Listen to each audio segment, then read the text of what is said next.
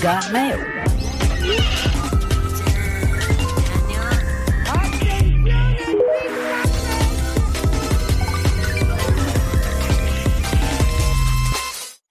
Hi, I'm Elise Morales. And I'm Millie Tamaris. And this is Go Touch Grass, the podcast where we log in so you can log off.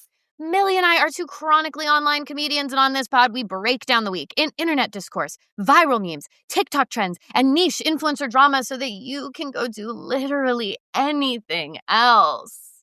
And if you like what you hear today and want to hear more, we got to Go Touch Grass Patreon with tons more content weekly, access to our Discord community and our spin-off series, Search History, where we go back and break down a viral discourse from the past. Our Patreon this week is the bean soup theory. Yep. It's a way that people talk about internet commenting. Mm-hmm. That's very prominent on TikTok.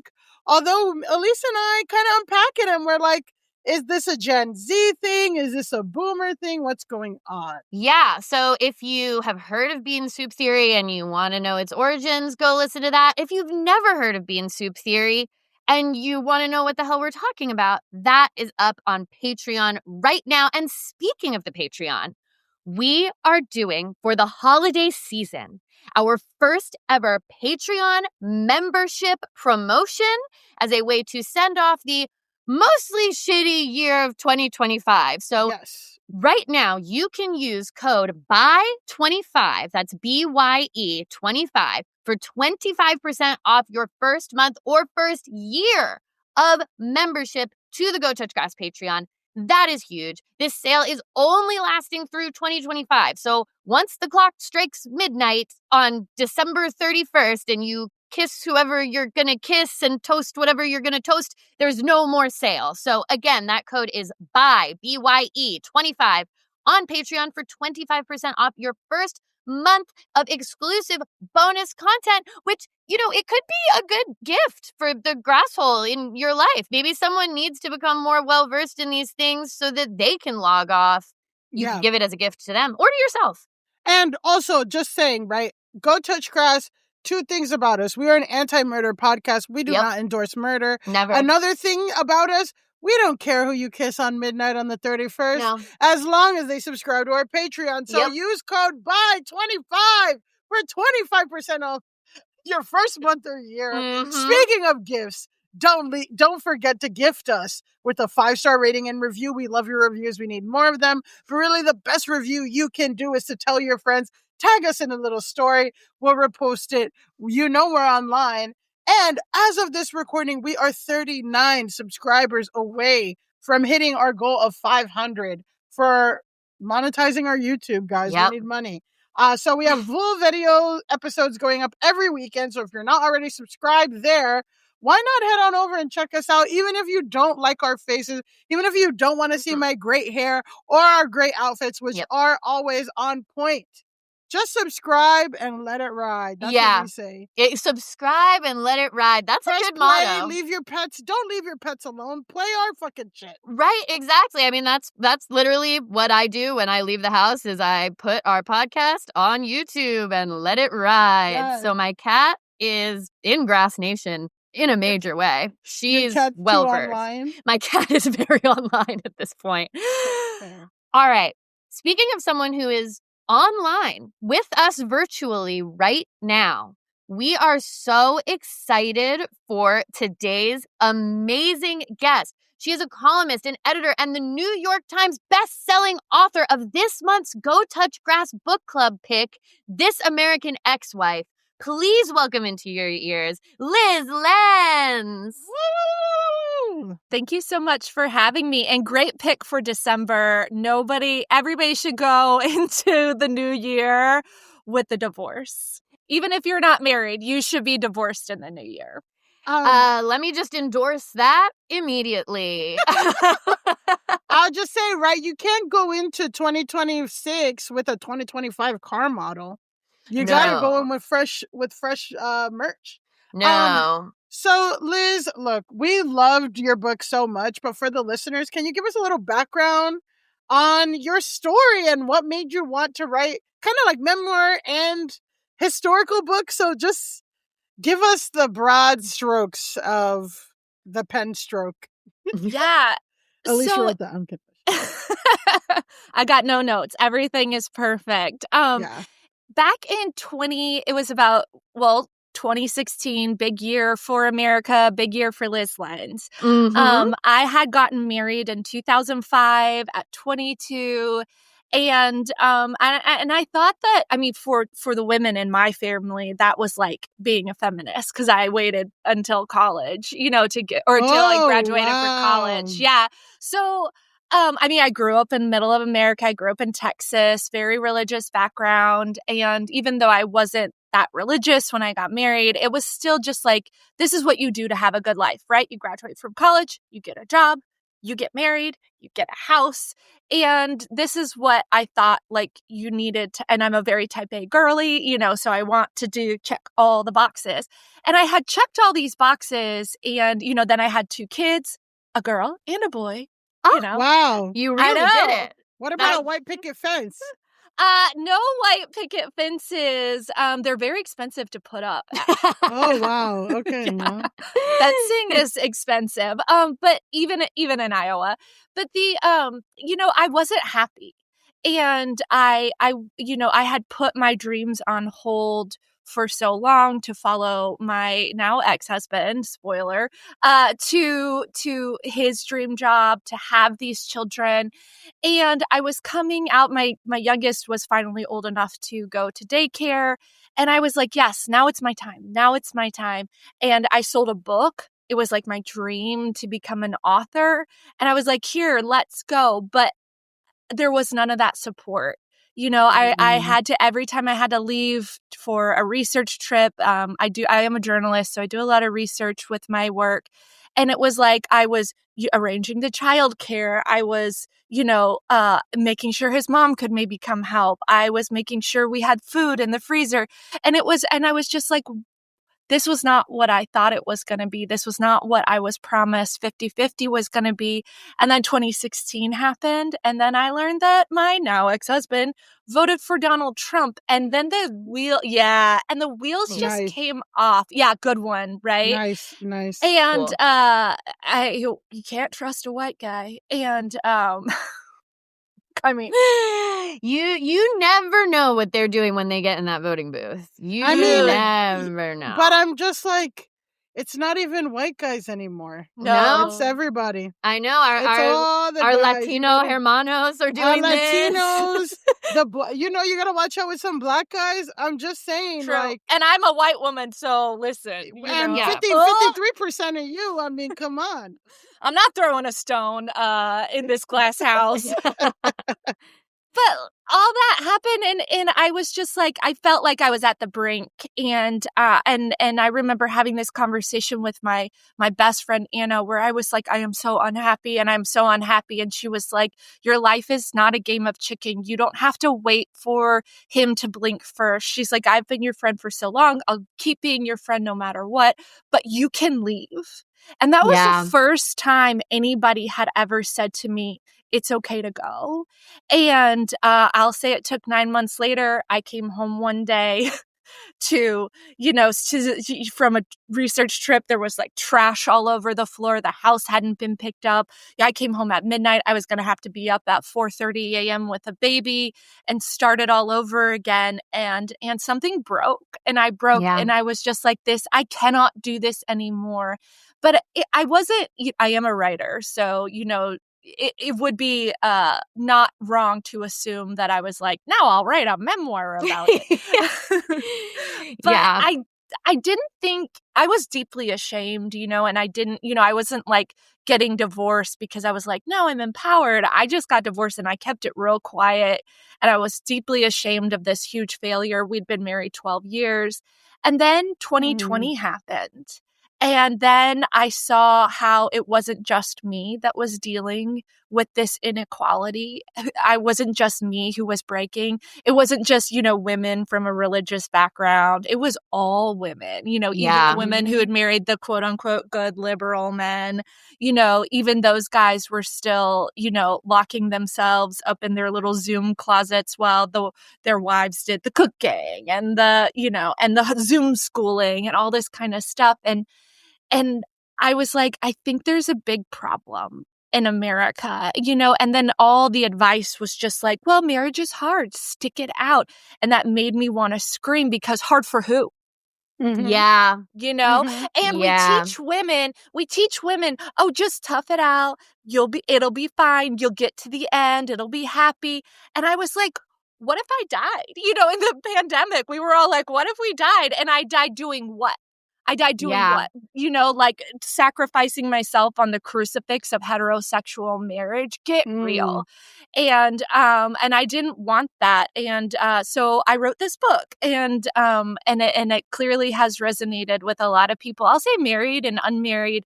And I've been very surprised at who has reached out to me, because I think it's a call to embrace your happiness, that sometimes walking out the door is the best thing you can do for yourself. And I hate all that advice. It's like, well, just try harder, girls, Yep. Oh my God. Yeah. I mean, like, I said this to you when you logged in, but Millie recommended your book to me. I truly just devoured it over Thanksgiving, read the entire thing on the beach. Really great.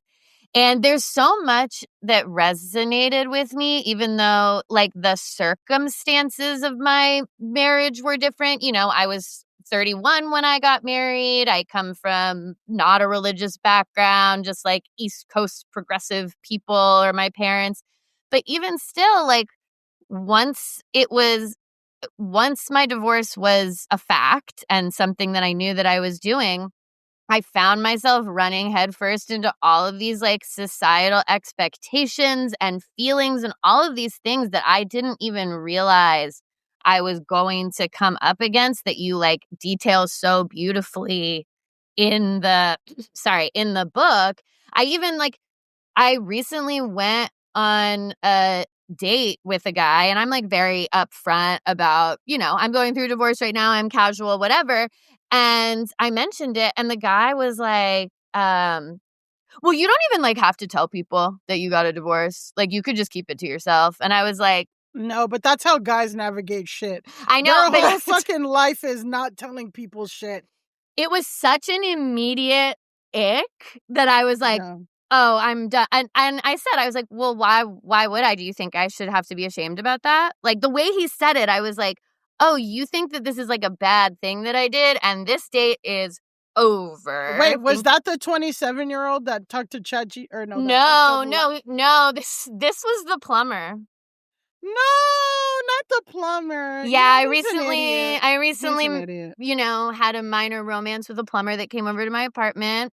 That's great. Yeah. You have to pursue that. You do have to pursue that. But then we went on a date, and he said that. Yeah, you got to do it for the plot. I did go out on a date with a contractor, because one of my friends was like, "Come on, that's hot. You're so snobby." She was like, all you do is date doctors and lawyers. She's like, date against your type. And I was like, okay. And I got hit on in the bar by this handsome, very strong contractor. And it was not great. And then he stalked me. So just a little not stalking. See, when I see contractors online, I'm thinking about the projects that I need help with. I'm like, well, he can help me put up this or this. And, you don't know how many cabinet makers but also that's the thing is I always have a fantasy of and I know you have your question, Louise, don't worry. But I always have a fantasy of a sensitive blue collar man who whatever. But that someone who's dated a plumber, there's a lot of work that needs, you got to be hey, so don't say stuff like that. Yeah, I was just okay. I mean, obviously, I was intrigued by someone whose job cannot be taken by AI. Obviously, I'm going to go on the date, but then I was like, one of the things in your book that resonated with me was talking about this like split of labor. And I think one of the issues in my marriage was that the emotional labor split was completely out of balance. Like, I would say our chores were one thing and like that wasn't as much of an issue, but who was expected to like shoulder the entire emotional responsibility of our relationship? It was all me. Okay, so my question for you, this podcast, we talk about internet discourse and all of these things. And I'm interested to hear, because so much of your book is about like the cultural conversations around marriage and divorce. And we're in this really interesting time where on the one hand, we have like, you know, the British Vogue article, is having a boyfriend embarrassing now? And all these reports about young women choosing to stay single and not dating. But then we also, at the same time, see this rise in trad wife content and where marriage is being kind of fetishized to young women. So I would love to get your take on where we're at culturally with marriage, heterosexual marriage very specifically, but like this kind of interesting time that we're in with both poles. Yeah, it is a really fascinating time, and it seems like it's gotten worse since my book came out, too, in that there, there's always, like, some guy on Twitter being like, "Oh, marriages don't last as long as they used to, and people just keep quitting." And it's like, there's always some guy who's like, "Be like your grandparents," and then you look in the comments, and women are like, "Your grandma legally couldn't get divorced." Yeah. Like, your grandma legally couldn't own a credit card. We are in a really interesting cultural moment because women have never had more freedom than we have right now. We can get credit cards. My mom was born. When my mom was born, she could not get a credit card, right? I go do book events and I see women who are in their 60s who are like, we couldn't get mortgages. And so we have a lot of freedom. We can get jobs, but we're also in a cultural moment where our reproductive rights are being reversed. Women are being forced out of the workforce, Black women especially, right? And then culturally, we see this battle online where it's like, yeah, statistically, Gen Z women aren't marrying as much, and good for them, and also statistically, and this is less talked about, is that like boomers are getting divorced. Gray divorce is a huge area of divorce law. So people, like, heterosexual marriage is breaking down, but if you were going to read the New York Times about it, you would see, or the Atlantic, and they would just be like, it's fine, get married, solve the male loneliness crisis, which, by the way, doesn't exist because women are lonely at the same rates as men, and it's only a crisis when it happens to men. Meanwhile, women are literally dying of sepsis in the parking lots, but, I digress. I mean, I think there's something. These guys are shooting up malls and something is happening. But I don't know if it's because they're not getting pussy. But anyway, and it's not like they're entitled to it, right? Exactly. Like earn this. And but I do think we are in this like cultural clash moment, and a lot of the cultural propaganda still glorifies this idea of heterosexual marriage as the salvation, as a way to like solve the childcare crisis, as a way to like protect women from the evil workforce, or it's so much easier to work for your husband than to work for a mean boss. And it's like, I don't know, at least with the boss, I get days off, and I don't have to sleep with him. And I do think so. There is this huge cultural clash happening right now. It's also interesting to point out that every time Bret Stephens in the New York Times or writes about how great marriage is and how everybody should do it, he ignores the fact that like in 2024, 50,000 women were killed by intimate partner violence, and most of those are their heterosexual partners.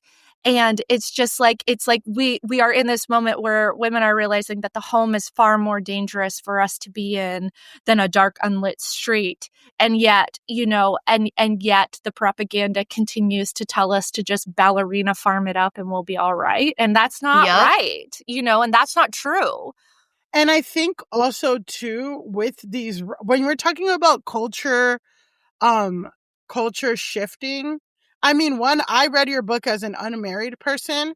Like, I engaged with it because what I liked about it was it was both your personal memoir, but also like a lot of history and statistics about how we view divorce in this country, which I thought was fascinating. And also, like, as a single person, you know, I'm 36 and single, and like have been mostly single for most of my life. And it's just been interesting to witness the change and the stigma around being single and all this stuff change rapidly. You know, like, I think for a lot of now it's seen as a cool thing to not be in a committed thing, but before it was like constantly people wouldn't understand why, one, I didn't want to hang out with their partners, or I'm not like crazily searching. But going back to the thing, I think that what people are looking for in a marriage now has completely shifted, right? Whereas before it was like this way that you can like secure economic stability for you and your children and made sure you had like a roof over your head. Now you don't kind of need things anymore. Like, mama has a credit card and she's got her own credit card debt, baby. Yeah. Now if someone wants to pay it, I won't stop you. But anyway, but now the needs are, again, not even, you know, sometimes it is the domestic labor too, which is a whole other thing. And something that it really reminded me, I mean, not to go too much on a tangent, but like that is also something that we see a lot with like first generation, second generation immigrants, you know, and a critique that you see a lot is like, oh, well, you're traditional when you want to be, but you know, like you want the traditional gender roles at home, but financially we're not doing the traditional gender roles, honey. So there's that. But another thing is, yes, like this need for your husband, your partner to be more this emotionally present person, to be this thing where it's like society, we haven't figured out how to teach boys and men to do this shit for themselves. Like, so it's kind of like on one end, not to say the male loneliness crisis or whatever, like, I don't want to say that, but I'm like, there is something to culture has shifted. What people are looking for in marriage has shifted, but a whole group of people don't even know how to do this shit for themselves. They don't know how to like talk to their emotions, do this, do that. And like, now it's kind of, it's an interesting time in culture is all I'm saying. But this was something that I was thinking of when we're talking about, is having a boyfriend embarrassing? Why is it embarrassing? Because men don't know how to like support, they cheat, whatever. But it's like, these are not things that we have like taught or like that have been markers of an important or good husband before that are now. And I think you're pointing out something really important is that, right? Like for so many centuries, even like for a man to be a good man, all he had to do was make money. And that was it. And that was like, hey, look at me, I make money. And I mean, women, I'm not gonna like, listen, there's still a pay gap. But women are more financially independent than we have been ever. And so now what we're looking for in a relationship, exactly like you said, Millie, is like a friend, is a companion, is like a buddy. And they can't do that. You know, it's like what I have to ask this person, I have to be interested in this person's life. Like I have to care about them, you know, and it's just like, and you gotta wonder too, it's like you know, I do date sometimes, you know, and the men will be like, we gotta get fucked. I mean, come on. Listen. You gotta get fucked. Girls got needs. And like, but it's just like, do you even like women? You know, because when you like tell them what you're into and they're all like, but then they expect you to like really be interested in their thoughts on the Quentin Tarantino movies or the fucking Dallas Cowboys or whatever. And then you're like, I know how to pretend to be interested in your interest, but like you can't even care one bit about my whole thesis about Taylor Swift's new album. Like, you know what I mean? And it's just like, you don't know how to ask a question. And these men are like melting down because women are saying, fine then, I'm not going to teach you. And this is, I think, another shift too, is that like think about like exactly what you were saying, Elise, like that emotional labor. Yeah, maybe a guy knows how to take out the trash and like wash the dishes. Great. But he might not know how to like buy a self-help book, like do the work, make the therapy appointment, make the babysitter so you can go to the therapy appointment, book the dinner so that you can have the date night so that you guys can reconnect. Like, remember what your favorite food is and have it ordered for you when you're, feeling sick. And like those like emotional labor things, they like, it's just like they cannot do. And then when women are like, hey, I actually have choices here. And if you can't do this, I'm not going to train you like a golden retriever. The number of boomer women who come up to me at my book events and are like, well, my husband was really bad for the first 10 years, but then I trained him and now he's great. And it's like, I don't want to waste 10 goddamn years of my life training a man like a show horse. Yeah, well, I'm like, yeah, that's raising a kid, and at least my son will be gay and cool and obsessed.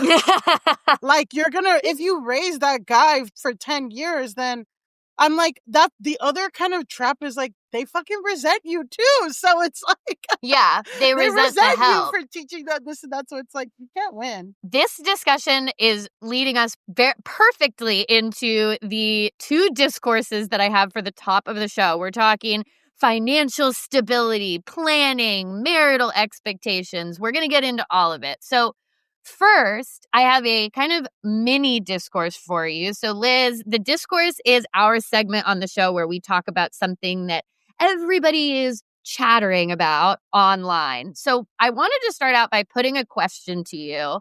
This is a question that has been coming up on TikTok and Twitter.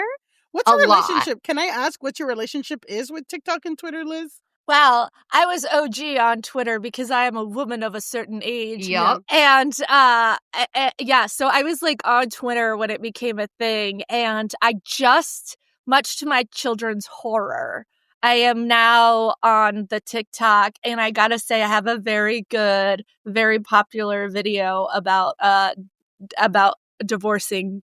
It's pretty Hell good. Yeah. But so I'm becoming more hip, but I do love my TikToks, and I am trying to train my algorithm to stop giving me like weight loss, because I'm like, it's impossible. No, it's impossible. Just let that go, because I'm fully on, feminist talk / borderline Miss Andrew talk.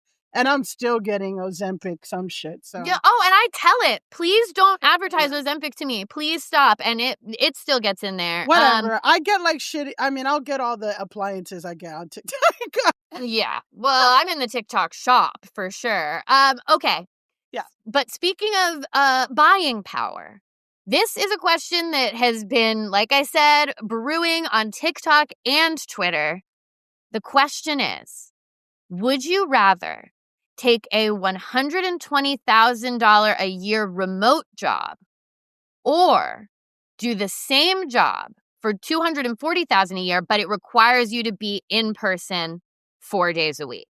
This question, it's hard to say 100% where it started, but it seems like it began with a tweet from @LRNRose, who said, was listening to a podcast, and I'm not sure if y'all are serious anymore. Girl asked if she should take $120K remote or $240K over an in-office role, and this got 3.6 million views. Off the bat, what do you guys think? So that depends on childcare, doesn't it? Like, yeah. To me, it's like, okay, you don't have kids, I'd take the money, like go to the office, wear your flirty little office outfits. But like, if you are, let's say, like the majority of women responsible for so much of the labor, like how much is childcare going to cost? And literally all that kind of stuff. Like if you were planning on having a baby, so many people had secret babies in 2020 just because they could, and just because they could like kind of hide it from their coworkers and then not get the mom, like when women have children, they basically get pay cuts at work. Like when men have children, they get pay bumps at work. And so like, I guess it just, like to me, yes, I could see where if you were like a single person or just partnered without kids and you would be like, this seems like a no-brainer. But when you are doing all that mental math, like I think it just depends on like what it would take for you to make your life work. And I think that that's the reality of the America that we're in. And it's that it is so freaking hard to get childcare. It is so freaking hard to get paid maternity leave. It's so freaking hard to like have a life and then, you know, not get fired from your job because, oh my God, your kid got hand, foot, and mouth disease again. And then you couldn't work, you know, and like you couldn't take the time off to, like I've been there. But after I went on maternity leave the first time I was working for this website, and they literally tried to replace me while I was on maternity leave, which is illegal. And, you know, but like, because my boss at the time was like, well, she won't be consistent with her work. And I was working fully remote. And he literally said that to my face. And like, you're just, this is the reality that so many women face. I'd also have to ask about the benefits. Yeah. I think that we're supposed to assume that everything is the same in terms of like the role of the job and like the benefits. The difference is just the salary and the in-office time. Again, I am single. I don't have kids, and it wouldn't be a no-brainer for me, but I would definitely look up what the commute is. Like, there are other factors besides money, right? What the commute is, what the workload is, what the I mean, people hate like work-life balance. Like, okay, but $124K a year, like when you start factoring, then you have to go travel an hour every day each way. And then you're buying lunch. I mean, it's still, it's double the salary. So this is tough, but like, I wouldn't automatically go to something that pays more just because it pays more. Like, there's many, many considerations that you have to fucking have. See, this is very interesting because the way the discourse has been playing out online is that people are like, there's a generational divide. Gen Z all says they wouldn't go into the office, and millennials and older are all like, it's a no-brainer for the $240K. And I'm like, you know, it's not a no-brainer. It actually is kind of a tough decision because, a double the salary, like, is not, that could be hugely impactful in my life in a variety of ways. But I am a person who, I went fully remote like before the pandemic even happened. I decided to leave the office job that I was in and go the freelance route and be working from home because that just works better for me as a person. I found myself in every iteration of an in-office job I ever had. It's just very, I struggle with it. It's not my temperament. No, personally. I know, me neither. I personally like to be able to just like manage my time on my own. And as long as I'm getting stuff done, like it doesn't, I know people who say like being in office helps them. It helps them feel better. Their mental health is improved by being in the office. It helps them work, etc. I do not have that experience. But is that worth $100,000? It's hard to say. I also, as an aging millennial, like I'm an 82 baby, I am like up there at the top, you know, and like I don't think it's generational. Like me and all my friends, we're tired. Yeah. We are tired, and we don't like, and I think for the conversations I'm having with my friends, the question is, how much is enough? Yeah. Like, what is enough? Like, what is enough to have a good life and then also be able to go to sleep? What is enough to have a good life and then take a weekend off, you know, and not have to be working all the time?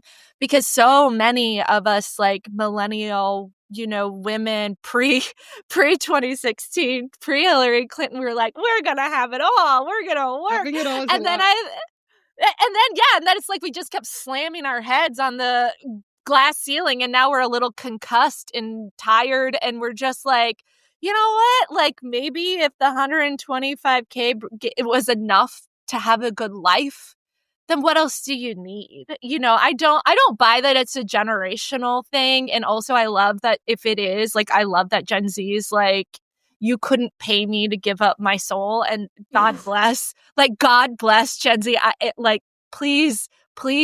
Please go forth with that energy, because we need fewer billionaires in America and more people who are like, maybe enough is enough, and maybe we should take a freaking nap.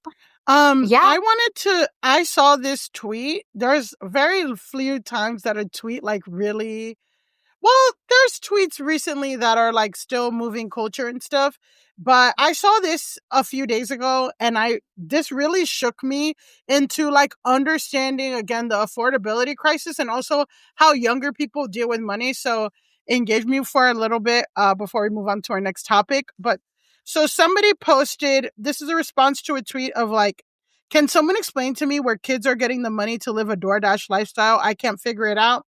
And then basically it's saying like, I own a casual restaurant with 4 locations and they have a $16 poke bowl, but with tip, it grows like to $30. How does a high schooler have enough money to get this shit every day? Like, isn't that 4 people with 6 figures? And so, and at underscore the prophet responds and says, the DoorDash lifestyle is an artifact of 3 massive structural shifts older generations don't see because they didn't grow inside of them. Let's break the illusion. 1, the marginal cost of money changed for Gen Z. For older adults, spending $30 feels like spending $30.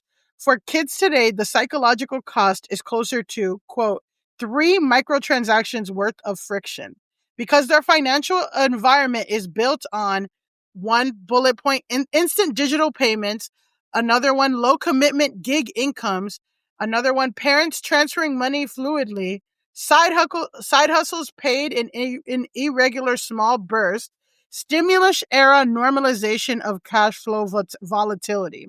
So teenagers today often have $30 now, $0 tomorrow, $50 on Friday, $15 on crypto, $70 in Cash App from someone they did homework for, $20 from grandma, and a $60 from a weekend shift. There is no budget. There's flow. And in a flow economy, a $30 DoorDash order is not a luxury. It's just another digital outflow in a stream of constant micro inflows. Another point is consumption is now currency. Older generations spent money to solve problems.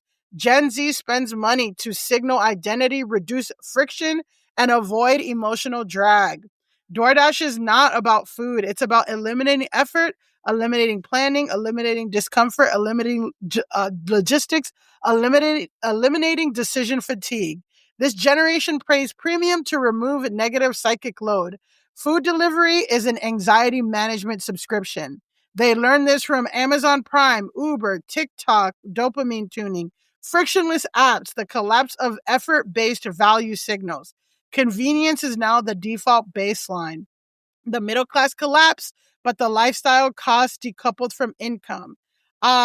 Kids aren't behaving like they're poor. They're behaving like people living in post-middle class economy where ownership is dead, savings are pointless, buying a home is impossible, college debt is a life sentence, inflation destroys the dollar, wages do not map to adult milestones, upward mobility is gone. This goes on, but I'm just like, this is the longest tweet. It's a good tweet. This is the longest tweet I've ever heard in my life. Go back to capping it. 140 characters or less. Remember the days of 140 characters? They were verified, God, but I feel like it brings this thing of like, it's a generational divide if you think of money that way. When $240,000 a year is enough to buy a house, you can buy one house every year.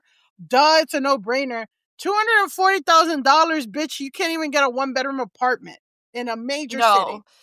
And that's the thing that I thought was the most salient part of that tweet reply was just like, well, people aren't saving for houses because they literally cannot. Yeah. You know, like a lot of those words I think were absolutely made up. However, I do think there are some like real important things about like inconsistency with cash flow and having like your income not like increase even as inflation increases. And so you're sitting there and you're like, I'm never gonna afford a house. Like I can't afford to have children. Like I can't afford, or like I can't, my life, my vision for my future looks so different than like what my grandparents and what my parents wanted. And like, I think that that's totally fine. So yeah, so it's like, you know, okay, it's like $30.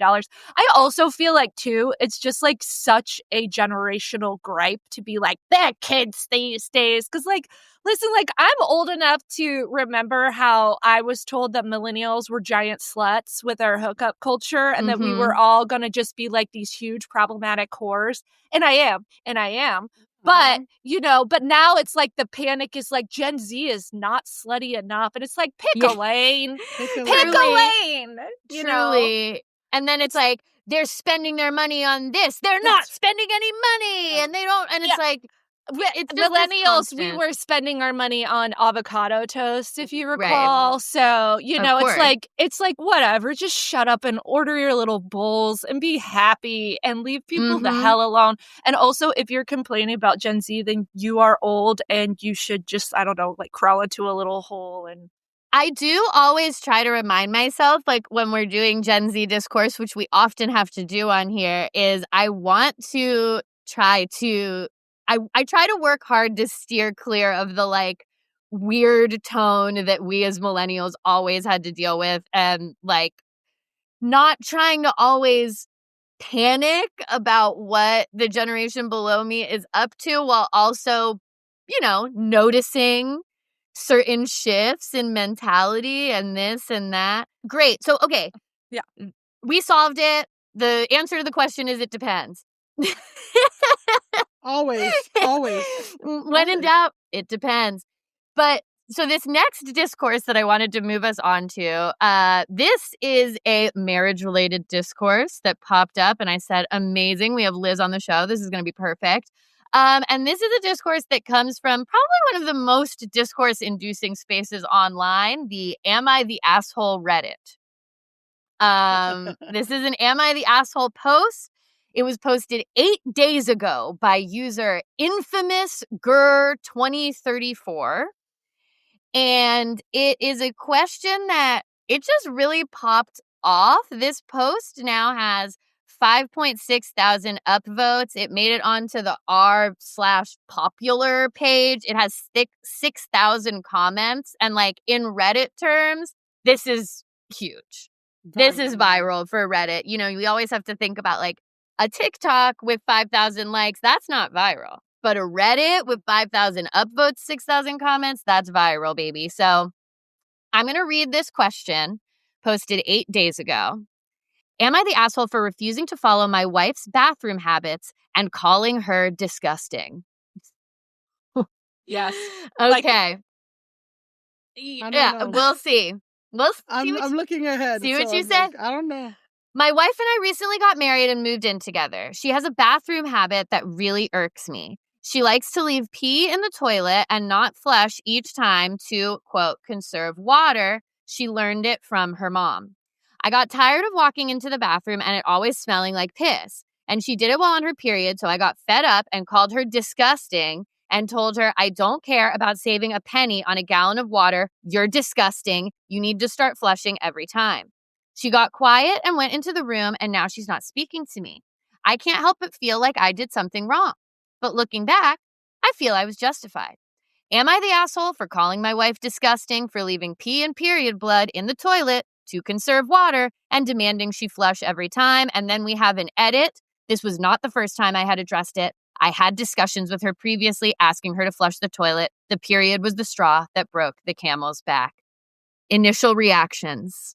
I just think that if you are married to somebody and you're calling them disgusting, like that's hard language to come back from. Like, this is a person. First of all, you should also probably have known this before you guys like figured it out. But like, also like, I mean, yeah, gross. I would have a problem if somebody was constantly not flushing. Like I've been raising, a small son. I have to be like, flush and wipe all the time. But like, I'm not looking at this person who I love and who I would lay down in traffic for ostensibly and saying like, you're a disgusting piece of shit. Like, to me, that's the difference. He didn't say piece of shit. Just disgusting.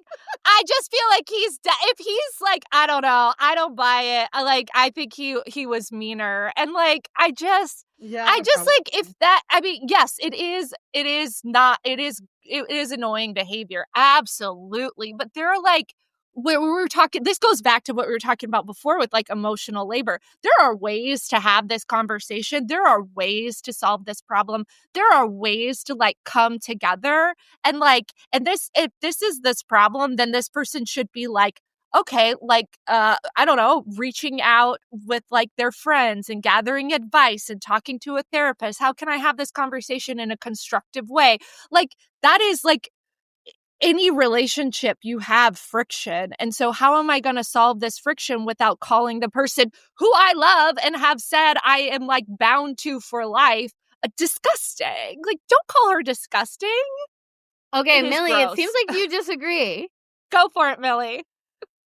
I'll never call you disgusting. No, I agree. I agree with like calling her disgusting. I think that, but the act is disgusting.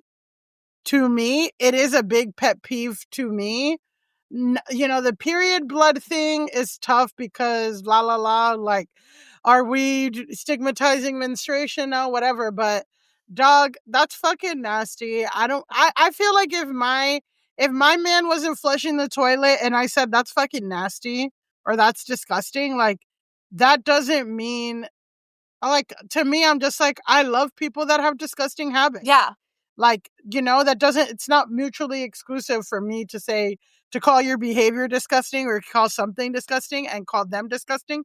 I think that, yes, it's hard to come back from, and obviously with the am I the asshole things, like, you know, these people are like making themselves look better, all this shit. So, well, yeah, it's hard with am I the asshole because it's like, what did you actually say and how did you say it? I do think there's a difference between like that's disgusting and you're disgusting, but I do struggle because it is nasty to me to not be flushing the toilet. But there's the emotional maturity that you both have to say, okay, what's in the toilet is disgusting, but you, the person I love, are a person who's worthy of my kindness and we can figure this out. Like, he's clearly confused why she's not talking to him, and like, just like, okay, like, there, like, go ask her, like, go talk to her, go say, hey, you know what, the way I approached this was not great. You know, I love you. I do find that what is in the toilet disgusting, but you, my love, are not disgusting. So how can we solve my disgusting this? Wife. I love my trash wife. I love my raccoon wife. And I think women should be a little bit more disgusting. But that's the emotional maturity that I think is like lacking in this post. And it's also just like, man, I don't know what else you said, but it's like, but if you're posting on Reddit instead of going into the living room to go talk to your wife, then I think like we've got a problem.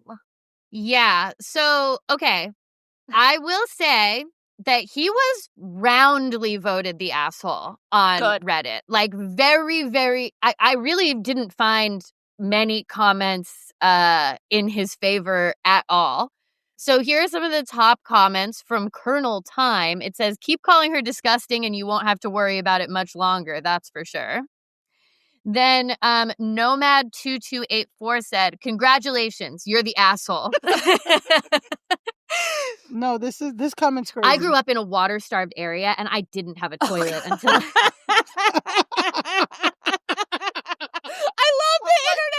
I love the internet. It's like, I love that. It's like I grew up in a literal sewer where every time somebody flushed it would hit my head. I mean, truly. I didn't have a toilet until I was 18.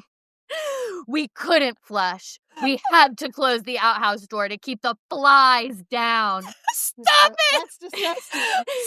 Habits learned in childhood are hard to break. I'm back on this guy's side. No, I know that's the only comment that is actually like, okay, this guy's right. Like, this guy's just, yes, this dude is nasty.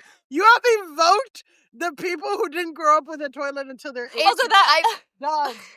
Oh, they didn't grow up with the toilet until they're 18, but they're on Reddit now. They're on the internet now. They got time to figure out how the fucking internet. But it's also just, it's so funny because this is like a whole thing in the comment section where people are like, this could be learned. Like, she might have come from a family where they had to preserve flushing the toilet. And I'm like, none of that is indicated in this post. It does say that she learned from her mom to conserve water by flushing the toilet. But I don't think that we're in a she didn't have a toilet until she was 18 No. Well, scenario. we don't know because he won't talk to his wife. Yeah, true. Well, this is what I got pissed about because off rip, I need to know, like, when the OP goes parentheses M52 and my wife female 52. You know what I mean? I need to know the age Yeah, gap. we don't I have need to that. know if this guy is could be a woman, could be a queer. True, Like, could be two I'm ladies. like, what are the racial dynamics? I need It's to be able it's to definitely a man because he kept saying the way he said period blood was. Well, and also, okay, so he's basically roundly criticized in the comments, and a lot of the tone is like this, which is very funny. Like, I didn't have a toilet. I never had a toilet. I never had a toilet. This is et ableist cetera, against like, people. et cetera, that kind of thing, which it's. Can I it's a tell you lot. about my favorite time I broke the internet? Mm-hmm. Is Absolutely. Oh, God. So I it was a couple years ago before Elon Musk bought Twitter back in the good old days, and I went on a date with a grown man who was like 6 years older than me. He was a doctor. Like not even in residency. Doctors, I already. Right. So I already know. We go on a couple dates. It's great-ish. Whatever. I'm gonna have sex with him. And so we go back to his apartment. He has a mattress on the floor. No. And I'm like, sir, you are 47. You are 47. 47. And you're a doctor and you're a single man and you make a doctor's salary. And I walked out and I was just like, I am not getting on, he didn't have. I would have stayed because his dick is probably good. If he's 47 and sleeping on the floor, the dick's probably good. I did sleep with him later because he did. And in a different place. No, at my house, yes. Yeah, but in a bed off the sex? floor. It was great. Exactly. That's what I'm saying. At that point, he was Brazilian, and I just. Oh, girl, that's all you gotta say. And it was good, but I went home and I posted this on Twitter and I said, I just walked out of a man's apartment because he was 47 and he had his mattress on the floor. And I literally wouldn't do that. And I said to him, I was like, I like you. This is going great. I am not sleeping on that bed. And get another. Need a box spring. Get a box spring. Get more pillows. He had one flat, nasty pillow. And then I walked out and I posted this on Twitter and it went viral. And people were debating it. There were women who were like, well, I'm a woman and I have my mattress on the floor. It's oh, I bet all the boys love you. Congratulations. Yep. And people are like, I didn't have a toilet. That's right. Until I didn't have a bed frame. I'm 47 and I still can't afford a bed because of Joe Biden's economy or whatever. Right. You know? And it was just it was this whole thing. And I was just like, you got to be kidding me. And I even doubled down on it. I went onto Facebook Marketplace. I took screenshots of free bed frames. Yep. It was listen, there's no excuse. And also the context was this man is earning a doctor's salary. He's a doctor, number one. America, and he's single. And it was just and then, people were like, actually, you're ableist. Because yeah, of course. I mean, none of that is. You're talking to people who cover the internet, and you're saying it's crazy. It's it was one of my favorite things. I was weeping with I couldn't even get mad because I was God bless the internet. It is without fail does the same shit every time. Yes. But that was people were I can't believe she's the worst person. She hates people who can't climb up into real beds. And I was which isn't the situation that you were talking about. You didn't go home with someone who has a disability where they're I can't climb into a bed and then roast them. That is not what happened. I would actually say it's ableist to have a bed on the floor because it's hard for me to stand up from ground positions. Right. I also will say developmentally at 47, you need to be having nuanced opinions about how firm your mattress should be. Yeah. That's right. That is a 47-year-old, okay, is a mattress ideal, whatever, but at 47, you need to have it together enough that you should be like, I actually like a soft mattress or whatever. Yes. To have it on the floor at 47, we're not okay. By 47, you should have thoughts about pillows. Yeah, in a apartment that he had like rented fully furnished too. So like he was really trying. He said, bring the bed frame. He was like, no. I want to be as off-putting to women as possible. There were think pieces, y'all. Think pieces written about I believe it. Oh, yeah. And I was just like, you know what? Enjoy. I love, there was one where a woman was like, I'm a 47-year-old woman and I still sleep on the floor. Does this make me worse than a man? And I was like, yeah. Yes. Yeah. So, okay. Yes, it does.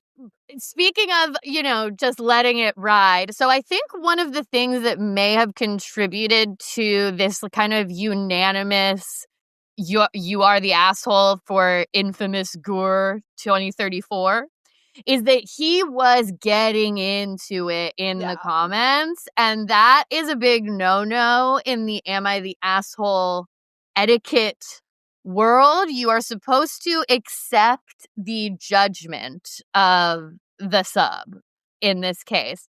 And how I know that he's definitely a man, apart from other things, is that at one point someone asks this question, are you a man? And he responds, I think in a way that actually says that you're a man more than even just saying I am a man. He said, I'm not a man. I identify as a crab. So he's definitely a cis man. This is like, and this is that asshole behavior because like it is objectively, Millie, I am on your side. If we were roommates and I was doing this to you and you said, Liz, this is disgusting behavior, I would have a conversation with you. Like I train my children not to do this. If I was in that situation, I'd be like, ew. But like the way he's handling it just doesn't seem correct. Yeah. Well, the fact that he's again, there's no self-reflection and like, and I think that this is again a pattern that American men are socialized into, which will tie into our Grasshole.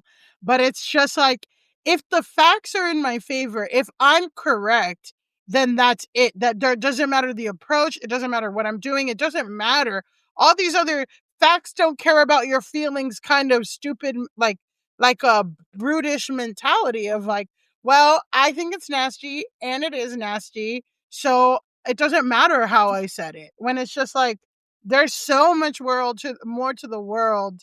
And yeah, like maybe in the short term, yeah, it's nasty, but in the long term, you're not gonna like somebody that it's not exciting. Like it's a different, the part of your brain that has to process being called nasty, disgusting, ugly, all these things. And the part of your brain, especially for women, that feels safe, loved, secured, and like open enough to like express themselves sexually to a man, completely opposite parts. Also the part of your brain that's like, I want to have sex with this man. And also the part of your brain that's like, I have to mother him and I have to make sure that he's wiping his ass, right? And all that shit. Like, those are two different parts of your brain, and the intersection, it's hard to come back from that, is just to say, Yeah, I mean, there's a world where it's a feminist act for her to be the one that's leaving the toilet all nasty. After so many years of women put the seat down, this, that, and the other, it's like it's radical of her to be leaving a mess in this way. I'm just gonna round out this discussion. So, okay, he's getting in the comments, he's fighting with people, he has a very combative tone in general. Like a couple comments that I'm looking at right now is he's like, You just can't admit that it's disgusting to leave period blood to simmer in the toilet bowl for the next person to see. Not simmer. Oh, so that makes it okay to leave piss and blood in an unflushed toilet? Like, he's really getting pissed. And so it is like, I do get the sense that he came to Reddit with this very clearly thinking that everyone was going to say it was nasty. And then I think he wanted to like show her that everyone agrees. I feel like you can tell when that's their aim. Yeah. And also, if you are going to Reddit to adjudicate an argument that you're having with the person who you are supposed to love and respect, like, that is okay. I remember early on in our marriage, my father-in-law died of cancer very quickly, and it was really hard. And my mother-in-law was like, I'm going to take you all on a cruise. Midwestern, like boomer white lady. She's like, we're all gonna just the go best on a cruise vacation together. for a boomer white lady. I'll tell you that. She loves a cruise, and you know what? I love that for her. I've got no beef with her at all in any context, except because she's still babysitting. She takes care of my kids in ways that is still so beautiful and radical. I love her. But she takes us on this cruise. And while we're on this cruise, she's like, everybody, you can all choose one thing to do. And I had picked, I was like, okay, well, when we get to this one spot, I want to do hang gliding. And nobody has kids. We're all in like our mid-20s. He died very young, too early. And so like the day where I'm supposed to go hang gliding, like, it just doesn't work out. Like, the hang gliding thing, they don't start on time. And then my mother-in-law's, stressed about getting back to the boat on time. And it all just kind of doesn't work out for me. And I get disappointed. And I say at the end of the day, we're, having dinner. And my husband was like, hey, what's going on? And I'm like, I'm just a little disappointed. And I just said it like that. And he was, mad at me. And we get back to our room, and he's furious at me. He's like, Baba, you're ruining the good time for everybody. I was like, I don't think I was. I was just kind of just feeling my feelings, being a little quiet, not taking it out on everybody. I was just a little disappointed. It's going to be okay. I'll go to sleep. I'll be fine in the morning. And we had this argument where, you know what? Maybe I had been a little too mopey, totally willing to own that behavior. But in that fight, he looked at me and he said, you don't know how to act like a family because your family doesn't act like a family. Whoa. You were not raised to act like oh my God, even now I want to cry.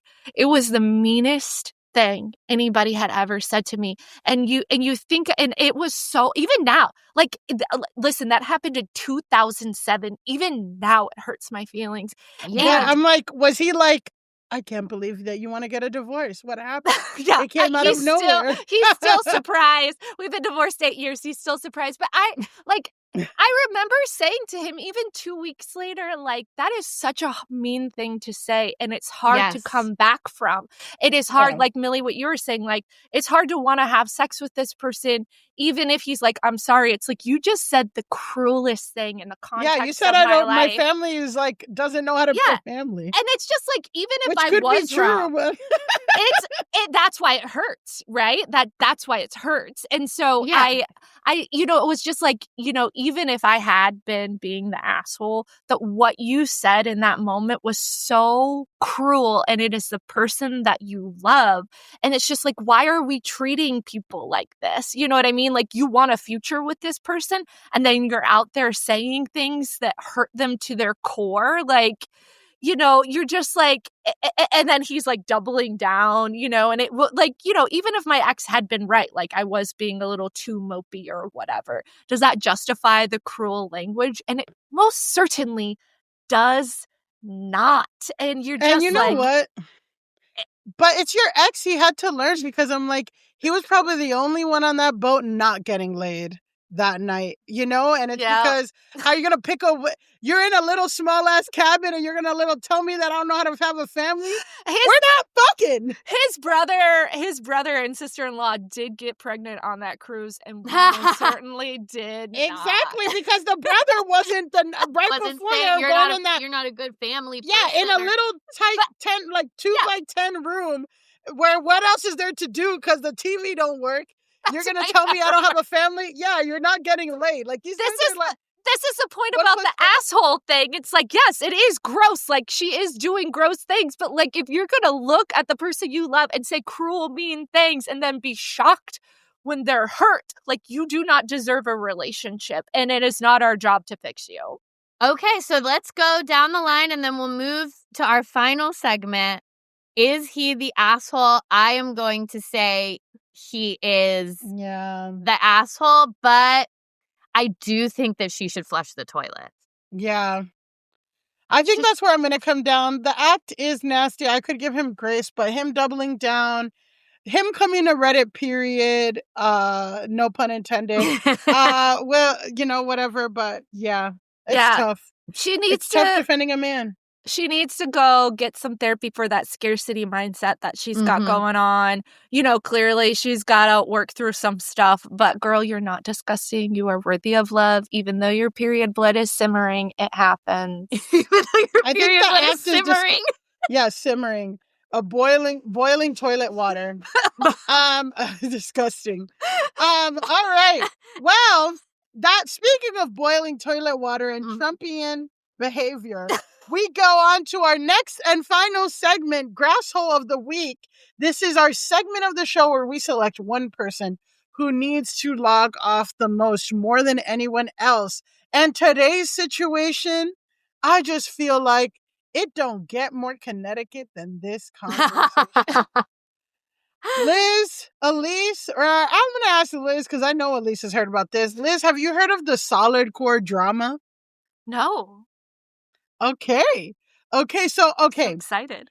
Exactly. So I just have to say, I'm going to say this definitively. I don't know if I'm going to say as a culture, Soul Cycle used to be in. Now, Soul Cycle, there's always going to be people, whatever, and then it was hot yoga.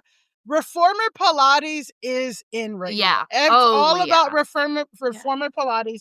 Everyone's obsessed. So to go into knowing, before you know who Grasshole is, you have to know what Solidcore is. So Solidcore is a fitness studio offering high-intensity, low-impact strength training on a unique spring-loaded machine similar to like a Pilates Reformer machine, focusing on slow, controlled movements to build muscle endurance and strength. Targeting the core, obliques, and full body. Classes are about 50 minutes long and feature small groups, allowing for personalized coaches. Okay, and they have chains around the country, especially in New York City, and they have a few in Connecticut. So what happened? TikToker Anthony Festa arrived. Okay, think back to the Sunday after Thanksgiving. The Sunday after Thanksgiving, he signed up for a 6 a.m. Solidcore class. Okay. Couldn't be me. No. Couldn't it be me already? Already, point blank, period. First thing, this man is crazy. Who the fuck signed already off rip? Nuts. So he was expecting a normal workout. Found the studio completely empty. It was open, but empty, with no instructor in sight. He posted a now viral clip on November 30th asking, am I the only one at Solidcore? Before adding, I don't even think the teacher's here. So there was no coach there was no teacher.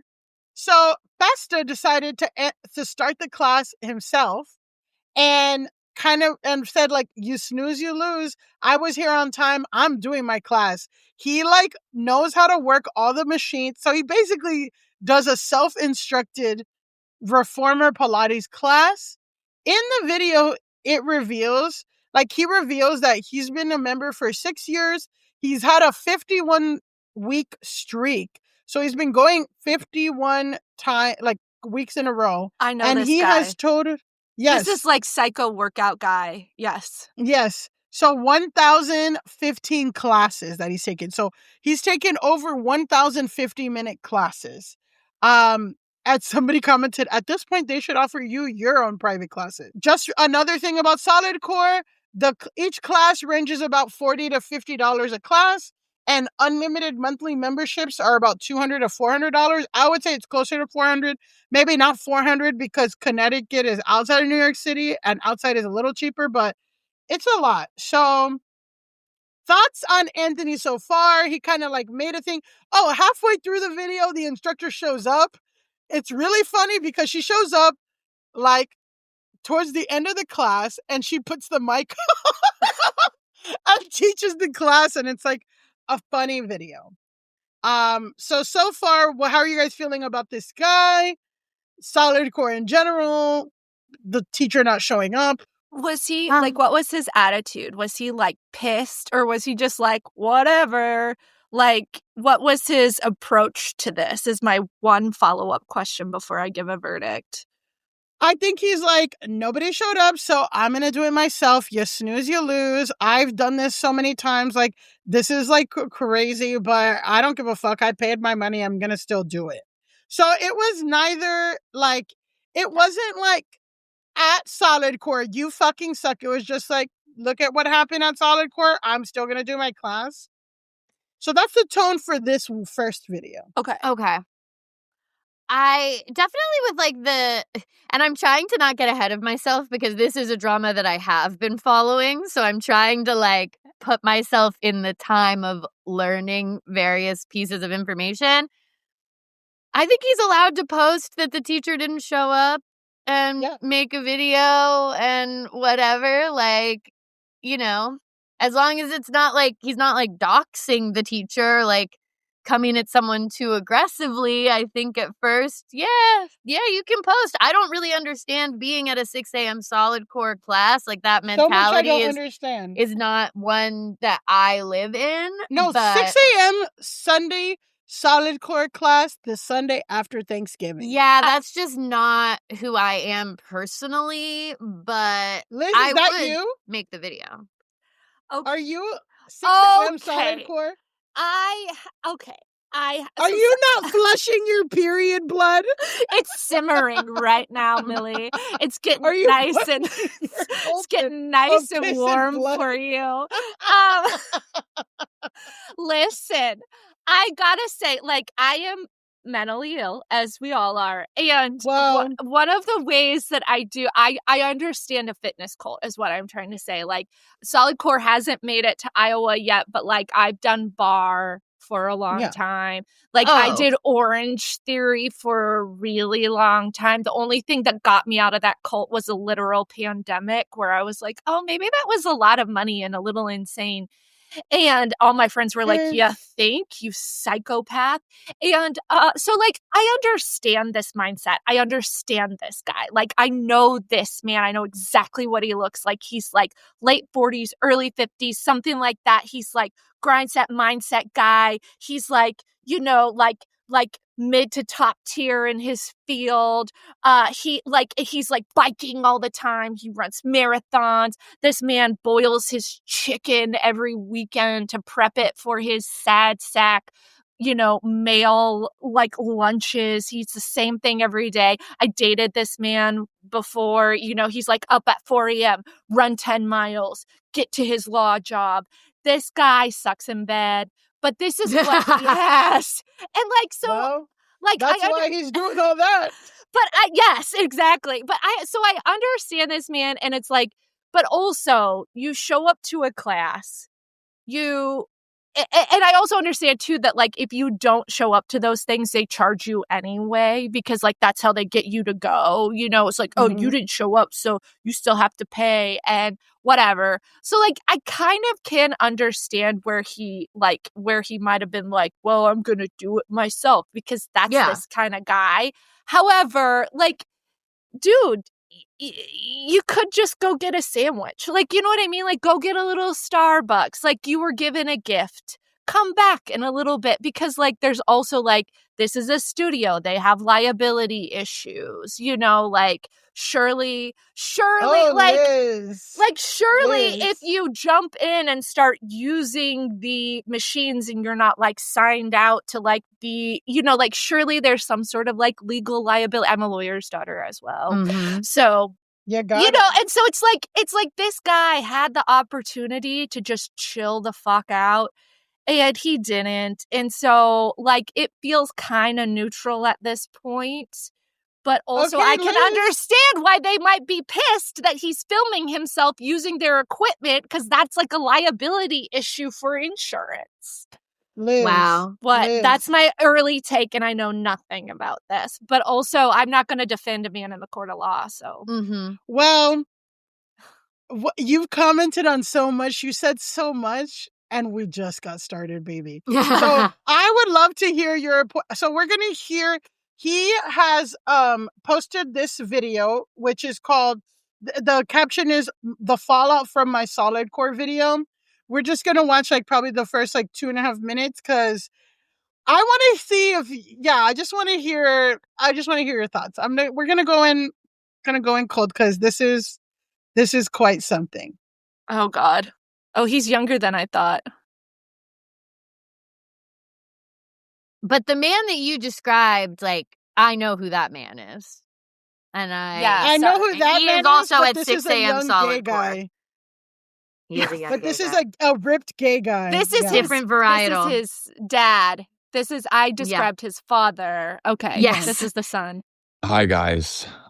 This is going to be kind of hard for me to do. I wanted to come on here and talk about the fallout from my Solidcore video. So if you haven't seen my Solidcore video, I'll sum it up for you real quick. I went to a 6 a.m. class. The teacher was not there. I decided to vlog because nobody was there. I thought it would be good content. And I vlogged and posted the vlog after the class. The teacher came to the class like halfway through, and everything was fine. Once I left the class, the teacher started blowing up my TikTok, my Instagram, my phone, being like, oh, Callie, one of the other teachers at the studio, said you could keep the last 30 seconds of the video, but you need to edit out all the rest. Like, can you please delete the video? Can you please take it down? Et cetera, et cetera, et cetera. Mind you, this is Thanksgiving weekend Sunday, okay? I'm not answering anybody on Sunday. So I don't reply back to this coach.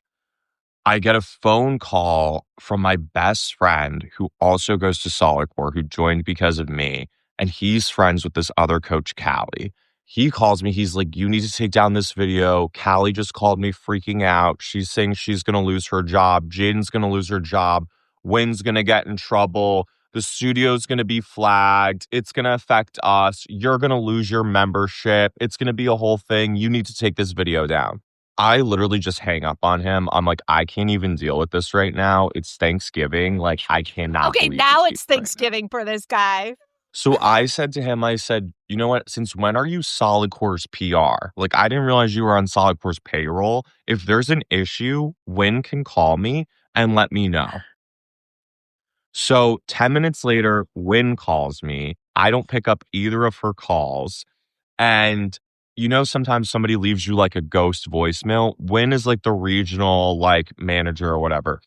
Her husband's in the background in one of these voicemails being like, tell him to call you back. I'm like, oh, she wants you to take the video down too. So at this point, I call back my friend because I'm like, he's literally going back and forth with these girls, telling them what I'm saying because they can't get in touch with me. I go, are you going back and forth with the Solidcore girls? He's like, oh, they called me. I'm like, get out of here, dude. Like, what the hell? The next day, I go to class. Callie's teaching. After class, I go up to Callie because this caused a big rift in my friend. Oh, yeah. Oh, he goes back. He goes back. He goes back and fights with them. This is why I say I'll never defend a man in a court of law. Never. Okay, like, I think I'm just gonna skim. Okay, keep going. Sorry. I'm gonna get the last 30 seconds. Yeah, so what really happened was someone didn't show up to their job on time. I saw an opportunity to vlog and took it, and these girls tried to cover their asses and thought in some way I would take the fall, whether it was taking down the video, whether it was editing the video to make them look better, or interfering with my friendship and having my friend try to have me take down the video. All right. Wow. Thoughts? I saw an opportunity to vlog, and I saw an opportunity. Like, go home. I was kind of on your side. Here's a thing that I would have, like, when you sign a contract, like, that was the thing with, like, Orange Theory. You could not record in the classroom. And so, like, but clearly that's not the issue here. I was, like, all ready for it to be, like, a tort law situation. Like, you know, I'm ready. But he, what? Why is this a thing? And also, I love how he's like, I'm not answering my phone because it's Thanksgiving. You were at class at 6 a.m. Yeah, you were at 6 a.m. Solidcore. Like, you're not respect. Like, when? Oh, now you're taking a nap. Like, but also, like, I don't know, man. Like, he loves the drama. I think he just loves the drama. You can This tell. man loves the drama. Like, so we gotta keep he loves the drama.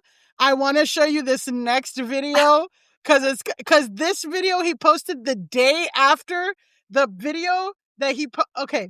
So he's still post through it. He's posting through it in a way that it's like, who's the Grasshole here? We're gonna find out. But I'm like, so he posts the Solidcore thing, it gets blown up. He goes again. Then he posts the clearing up thing. He posts the clearing up thing that got like millions of views, and then the next day he posts this video. Come to Solidcore with me during our feud. It's 5:30 on a Saturday. I'm back at the scene of the crime. Honestly, these girls could be torturing my brother, and I would still come here. I need that makna. Holidays, the feud was not good timing. Hi, how are you? Good, how are you? Good, sorry about the video. Oh, you know what? I do have to talk to you about that. Why? As part of my probation, I have 3, 2, 1. The rest is him like doing the thing. Yeah, so this is like him just filming the action. So it cuts off after her saying as part of my probation, and then it just shows him like doing Solidcore for a bit. and then now I'm gonna skip to like when he leaves the class. All right, overall, Solidcore wasn't too traumatic today. Jaden's a little salty, that's understandable. He saw an opportunity to vlog, and he took it. This is just like that Reddit post, right? Where it's like you like there are ways in which you could have not been the asshole, but you just keep insisting on your assholery. You were like, oh, was I not douchey enough the first time? Let me come back and let me assure you of who I am. Like, sir.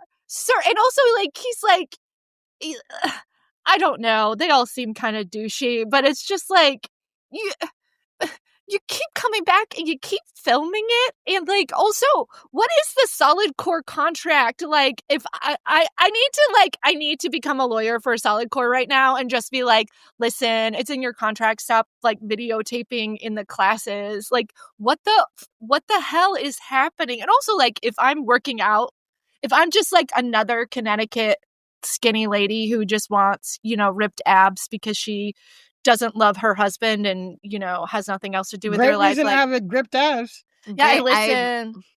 You got, if you can't have anything else, be hot. Like, and that good for you. But like, if I would not want this man recording my workout, like next to him, like what is happening? No. And then also, it's meta glasses. Oh, it's meta glasses. Hold on. It wasn't a phone? No, it's meta glasses. He does prison. Go to prison. All right, jail. Well, speaking of prison, here is another video where he clears things up. And guys, I have to note, he is wearing a Solidcore crew neck in this video. I want him to go to jail. Hey guys, I just wanted to clear up a few things about the Solidcore beef. So me and those girls were not friends. I mean, we follow each other on Instagram. I follow a couple of them. They follow me back. But in my mind, we weren't friends. We don't have each other's numbers. We don't text. We've never hung outside of the studio together. They were friends with my friend. I'm not friends with them. I don't hang out with them outside of the studio. I was a friendly member. I was a very nice member. If you watch my other videos, that's just my personality until they crossed the boundary.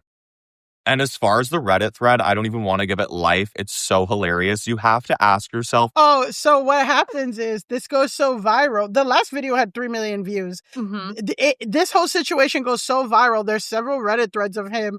And we'll get into one of the theories, but one of them was like, this guy sucks to be in class with. So he's responding to those rumors. Yeah, I just said he sucks to be in class with. Well, here's his defense to that, Liz. Okay. How do I steal someone's machine at Solidcore? You guys see my video. I'm like the earliest one there. I'm the first one there. There's no machines for me to steal. They're all open. Also, no one ever said anything to me about filming. Everything was fine for my 1,000th class, that video that I filmed of my 1,000th class. No one ever said anything about the meta glasses or told me that it wasn't okay. I just think it's so funny that people in Darien are like crashing out about this. It's literally like the coaches and like them telling the members that they're friends with to like say something because they know they're not going to find support here. So they have to go to Reddit. I mean, come on, you guys. Also, like there was a comment on there that I'm like bi or something and might be recording these girls and like wanting them. No, babe, I'm not swinging for your team. I'm sorry. But that ship has sailed. What? I'm not like some creeper focused on you in class. I'm focused on myself in the mirror. I'm pretty self-absorbed when I'm at Solidcore. I'm not like focusing on who's next to me. I'm like looking at my body in the mirrors, babe. He's not looking at you, Liz. What do you have to say about that? He's not looking at you. He does not swing for that team. That ship has sailed, Liz. That ship has sailed. That's a weird way of putting it, like that ship has sailed, but God bless. I'm so happy this is one less man I have to worry about, and that's great. However, you immediately lost your case when you wore meta glasses. Like, yeah. I can't, there's no person who deserves a defense who's wearing meta glasses. And also, like, this man just, like, he's living for the drama. He loves the drama. And, like, what do you mean? They're not my friends.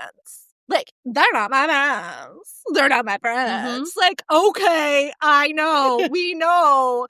Yeah. Everybody hates you and you suck. And that's fine. You're one of the mean gays. We get it. It's a genre. And that is okay. And we accept all kinds. However, I don't accept meta glasses. I don't accept meta glasses. That I agree. That is where I draw the line. That is where I become an intolerant liberal. I do not want meta glasses on your face. And also, like, he loves it. He's like, why is everybody attacking me? It's because I'm so beautiful and so good at Solidcore. I am star student. I've been going for 6 years. Dude, you're in a cult. Leave. Well, he does have a point, though, about the recording. If he's been recording before and nobody ever said anything, I was kind of like, well. There are places where he has a point in general where it's like, okay, I mean, clearly there's some weird filming policy. Because personally, I've never been to a studio where you're allowed to be filming anything. 100%. Like, no most gyms don't let you. They say, like, no phone. So that's odd to me. I do think it's odd that they were, like, reaching out to his friend and doing all that stuff. Oh, but it's crazy. At the end of the day, the, like, glee with which he clearly is engaging with this drama is what is making me put him in the Grasshole category. And then also the meta glasses. And I'll say, too, real quick, like, there are other Solidcores he could go to. You know what I mean? Yeah. Like, because but I remember... the one in Darien. Yeah. There's not one... But he's going to Callie's class again. Come on. He's coming back for Callie. He wants this. I'm just saying, okay, so part of why this goes so viral, I think for me, he does have some points. Yeah, he does. So people, and also a lot of people, like, are enjoying seeing him. It's ultimately low stakes. That's right. But people are enjoying seeing him, like, double down. And he does use the internet in quite an interesting way. So this is what I'm going to do. He has 2 videos. The one is 10 seconds. The other one's 15 seconds. We're giving you a vibe of how he's behaving on the internet after. And then I will display a big major theory that will round this out. Okay. Right? I love this. He goes, me walking back into Solidcore and Equinox, and he uses this audio. I don't give a fuck. I'm still in the motherfucking house. I don't give a fuck. Do I look like I give a fuck? Because I don't. So somebody said, and the first comment says, please teach a class on how to be assertive. And that has 38,000 likes. So people are liking what he's putting down. I do think it's important for us to watch this 10-second video because I think it does paint what we're dealing with here. You guys, it's officially December, or as I refer to it as JonBenet season. And this is typically the time of year when I start thinking about JonBenet Ramsey a lot and just wondering, like, will we get answers this year? Like, will we ever figure out what happened to JonBenet? So, that's what's going on with him. Meanwhile, on the other corner of the internet, this is kind of close to where I land with him. And basically everyone's like, this guy's MAGA. I was gonna say he's like the Donald Trump of Solidcore. He's like, well, he's like, everybody hates me and I suck, so I'm gonna keep going back for more. Mm-hmm. So I'll just, 2 Black women on TikTok are like, we gotta watch out for this guy. Here's this girl who says, y'all don't have discernment with the Solidcore guy. Do I know what's going on with all of this Solidcore drama? Not fully. I've watched the first video and then I got bored and stopped watching. But do I have a Black woman's discernment? Yes, I do. With that being said, I don't trust this at all. I don't like that Solidcore guy. Because why are you so entitled to go into a studio with meta glasses underhandedly, have an attitude, and this I'm better than everything else, the rules, entitlement? Haven't we seen this before? And I'm just surprised by all of like the people that are like, oh, he's within his right. I don't know what his rights are, but I do know that I don't just go into fucking Solidcore, or I don't go into fucking Pure Barre, and I don't go into Club Pilates and just be like, I'm a grab a reformer and just start my shit. No, you wait.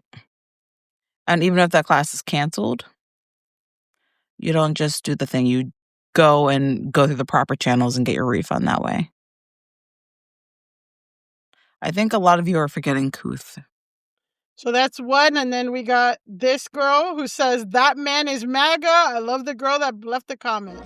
More tea from that Anthony man in Solidcore. He's MAGA.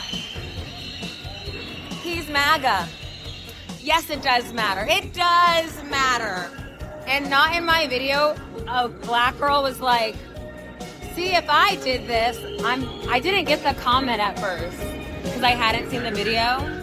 That man is MAGA. He voted for Trump. But second, this Black girl, she was like, see, if I did this, why do I feel like I'd be in jail? Girl, you'd be in jail. I'd be in jail. Like, that's just a fact of life. He's MAGA. Girl. Okay, can I ask what is making people say he's MAGA? Like, did they find posts of his, or is it people just being like, we think he has a MAGA vibe? I will say, I think somebody found some post. I don't know where the MAGA allegations first thing. I think there are substantial MAGA allegations. And also, I do think that this approach to conflict is very Trumpian. It's very MAGA. It's why, like, some of the MAGA Real Housewives, like, they're not the best ones to watch, but, like, they are fucking crazy, and it does make for good TV. And I do feel like there is an American Trumpian thing of like complaining and still showing up and still expecting service. Like, it is something so at its core MAGA that even if this guy voted for Kamala Harris, I do think that he has a MAGA way of engaging with the world. It's an entitlement thing, right? Yeah. Like, it's like, I paid my money, so I get to do whatever I want, however I want. Like, I mean, you know, I also have a newsletter. I got a Patreon. You get people being like, and if you don't do this, then I'm taking my money away from you. Just like, okay, like, go then. I'm one person. Leave me alone. If you don't like it, then go somewhere else. But like, but that's like that entitlement thing where it's just like, I have given you my money, so I own you, and I own this space, and I can do whatever I want in this space. And it simply does not matter who is right and who is wrong, because I am the customer and I am always going to be right. And granted, he does pay a lot, but that just doesn't mean you can just like railroad people. And also, like, where's the shame? Listen, you don't shit where you eat. Like, I live in a little town. It's the second largest city in Iowa, but it is a little town. Like, I go somewhere, listen, I once dated a guy who owns a restaurant. I now no longer go to that restaurant because because of what I said about his ramen during the breakup. And was I right? Was I right? Yes, I was. Yeah. Should I have said it? No. And now I am too ashamed to go to this restaurant, and I should be ashamed, because why should I insult that man to his core and then expect to go back to his restaurant and get service? I am ashamed. I was right, but I am ashamed. And like, I don't know. I feel like you can order it on DoorDash. The ramen is Order bad, it so on I never. DoorDash. It's like a locally owned Applebee's, so I'm not really missing out on the food. It got really good vibes, so it has a really good vibes and like a good outdoor space. Girl, I know. I feel like you can go back, but I feel like It's been a few wants years. that little bit. Yeah, But I everyone will wants a say- little bit of that MAGA, like, But it's fuck like you entitlement thing. But you don't want that. Don't shit don't where do you that. eat. Like, these are the people, like that woman who is teaching that class is not getting paid enough for us to pay for Solidcore. Like, do you know what you get paid as like a personal trainer? It's like nothing. The Orange Theory people got paid nothing. Everybody I know who taught at Orange Theory is now like a realtor, you know, like, because like God. they couldn't afford that life. And it's just like, okay, like at some point your entitlement is now completely punching down. I mean, sure, these women handled their drama in the complete wrong way, but like, yeah, come on, don't shit where you eat. Like, this is your town. You have to go out here. And now everybody hates you and they're all spitting in your little matcha latte, you dillweed. Yeah. Well, I feel like so you're pretty, Liz, I feel like I'm getting a vibe from both of you that you're like, Anthony Festa needs to log off. Is that what I'm hearing? Anthony Festa, break your meta glasses challenge. Yes. Break the meta glasses. Also, I will say meta glasses is MAGA coded, and that's another reason why well, that is true. Is That reading is into true. the meta glasses. To have So- meta glasses. To have meta glasses is you know, what were you doing on January 6th? Not what were you doing on January 6th, but maybe you voted for Trump in 24 because you thought of economy stuff and you're still stupid. Yeah, he's like, he's driving the Cybertruck, like he's giving Cybertruck energy. Like, somebody needs to just find this man, break his meta glasses, run away, and that's it. And that will be justice. That's restorative justice. Restorative justice. Well, I think we did it, guys. We solved it. This guy's a grasshole. He's posting through it, even though he had some. I mean, he's entertaining. The John Benet Ramsey shit is crazy. That was use crazy. Of memes, but yeah, he's great. But he reposted it because it was anyway. So yeah, I think we say for the crime of going to Solidcore at 6 a.m. Thanksgiving Sunday, doing a class anyway, even though no one was there, and then posting through it. Anthony Festa. And wearing meta glasses. And wearing meta glasses. They were all misdemeanors, but the felony is the meta glasses. Log off. To me, a meta glass, like I will say on the record for Millie Tamaris right now, if a food, like somebody was eating food at a restaurant wears meta glasses, like, and wants to show all the courses, I'll appreciate that. But okay. Anyway, Anthony Festa, go touch grass. And that is our show. That's Liz, our show. thank you so much for your time. Thank you for being so flexible, so open. And you know, cool with us pushing this back because I had therapy. I love it. I love therapy. Liz, where can we find us? You said you're working on a new book. Is there like one or two lines you want to tell us about what's going on? So I also have a podcast. It's called Dingus of the Week. We round up, me and my co-host, we round up the funny news, funny, depressing news from the week and make little jokes about it. And that is on, you can find it Patreon/Liz Lenz, LYZLENZ. I also write a newsletter and I am working on a book, but it won't be done for a while. But I do have 3 other books, one of which is called This American Ex-Wife, which is endorsed by Millie and Elise. Both of so us. Yes, highly endorsed. I think that should be, those are all great places to find me. And when me and my podcast host figure out how to bring on guests, I'll have to bring you both on and you can give us an internet dingus of the week. So beautiful. Yeah. We have so many. We have so many grassholes. And we think they leave reviews on ours. Sometimes they do. Sometimes they're reviewing. They get mad at us and they leave reviews, and that's why you got to review us. And guys, if you're listening to this and you want to follow us more, go to at Go Touch Grass Pod on Instagram, TikTok, and everything. And don't forget our Patreon at Go Touch Grass Pod, where you can get 25% off your first month or first year with the code BY25. And you can follow me at Millie Tamaris, Millie_Tamaris on TikTok, and at Millie Tamaris on Twitter. And Elise, where can they find you? You can follow me at Pandalise on Instagram, at Elise Navidad on TikTok. And I do want to shout out that if you go to Go Touch Grass Pod right now on Instagram, we are collecting questions for our mailbag episode. You can ask me and Millie anything, to comment on something that we didn't talk about on the pod, to go deeper into something that we did. Anything that you want to ask us, please send your questions for our mailbag episode, because we are going to record that in like the next week or so, and we need your questions. And until next time, go touch grass. Go Touch Grass is created and hosted by Elise Morales and Millie Tamers. Recording and sound production by My Friend's Basement Studio, and our theme song is by Doug Wydick.